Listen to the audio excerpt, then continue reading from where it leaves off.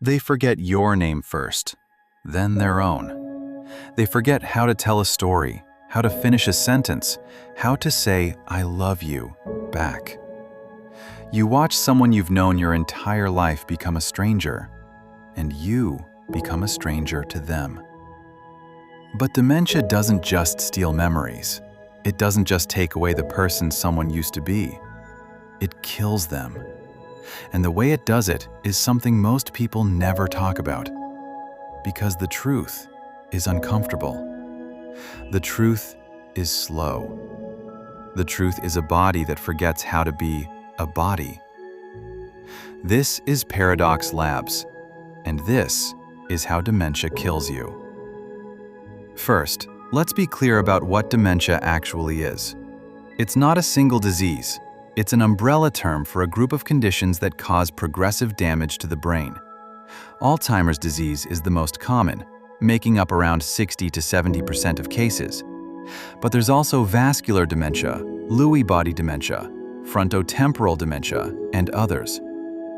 What they all share is this: brain cells die, and they don't come back. It starts in regions responsible for memory and thinking. That's why the early signs are forgetfulness, confusion, difficulty finding words. But the brain controls everything.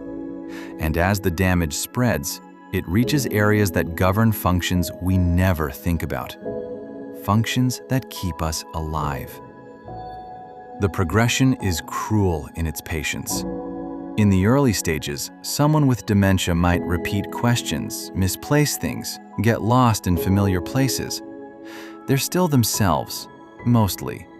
They can eat, walk, have conversations. The losses are painful, but manageable. In the middle stages, the damage deepens. They may not recognize family members. They might wander, become agitated, experience hallucinations. They start needing help with daily activities, bathing, dressing, using the bathroom. The brain is losing its grip on the body, piece by piece. In the late stages, the person becomes entirely dependent. They can no longer walk. They can't sit up without support. They stop speaking or speak only in fragments that don't connect. They may not be able to smile, to hold their head up, to swallow. And that's where the killing begins. Dementia doesn't typically kill you directly. It's not like a heart attack or a stroke, one sudden catastrophic event. Instead, it dismantles the systems your body needs to survive, leaving you vulnerable to things that wouldn't otherwise be fatal. The most common cause of death in dementia patients is pneumonia. Here's why. As the disease progresses, it affects the brain's ability to coordinate swallowing. This is called dysphagia. Food, liquid, even saliva can go down the wrong pipe, into the lungs instead of the stomach. This is called aspiration. And when foreign material enters the lungs, it causes infection. Aspiration pneumonia. For a healthy person, pneumonia is serious but treatable. For someone in late-stage dementia, whose immune system is weakened and whose body is already failing, it's often fatal. But pneumonia isn't the only path. Dementia patients are at much higher risk of falls. The brain loses its ability to coordinate movement, judge distance, maintain balance. A fall can mean a broken hip, a head injury, complications from surgery, or infections that spiral out of control. There are also urinary tract infections. In late-stage dementia, incontinence is common, and infections can develop easily. For a compromised brain and body, even a UTI can become sepsis, a life-threatening immune response. Then there's malnutrition and dehydration.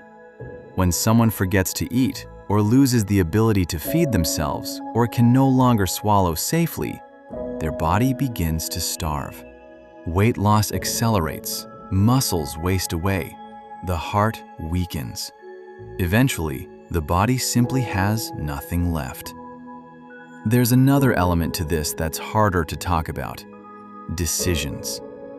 In the late stages of dementia, families often face agonizing choices. Do you insert a feeding tube when someone can no longer swallow? Do you treat the pneumonia aggressively, knowing the person will likely get it again in weeks? Do you send them to the hospital with all its interventions and discomforts? Or do you keep them home and focus on comfort? Many families choose hospice care, a shift from trying to extend life to ensuring the end is as peaceful as possible. This isn't giving up. It's acknowledging that the disease has reached a point where medical intervention causes more suffering than it prevents. These decisions are devastating. There's no right answer, only impossible choices made with love. The average life expectancy after a dementia diagnosis is 4 to 8 years, though some people live much longer and others decline faster. The variability depends on the type of dementia, the person's age and overall health, and factors we don't fully understand. What we do know is that dementia is currently incurable. There are medications that can slow the progression in some people for some time, but there's no treatment that stops it, no way to reverse the damage. The disease always wins. It just takes its time. If you're watching this because someone you love has dementia, I'm sorry. There's no script for what you're going through, no right way to grieve someone who's still here but already gone. What I can tell you is this: the person they were, the one who loved you, who shaped you, who existed before the disease, that person was real. The disease doesn't erase that. It can't.